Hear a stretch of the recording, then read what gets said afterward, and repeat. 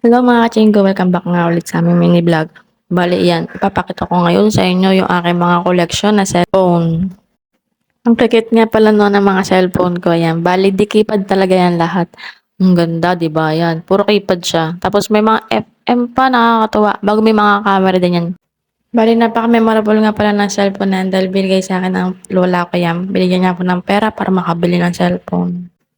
Hindi ko talaga tinatapon niya kasi iniingatan ko yan kahit mga sira na. Yun nga pala meron yang TV. Yung cellphone na yan nalaglag niya sa tubig. Yan. Tapos hindi na siya gumana. Tsaka yan, nalaglag niya sa tubig yan. Tapos eto yan, yung iPhone na yan. Gumagana pa yan. Ang kikit lang nila. Tapos ang sarap nilang ipunin. Tapos pag tinignan mo, maalala mo yung dati yun. Ito, pinang-text ko kay ano, itong isa kay ano. Charot lang lagot ako nito kay jowa. Yun nga lang, yung mga charger na mga yan, hindi ko na alam kung saan ko nailagay.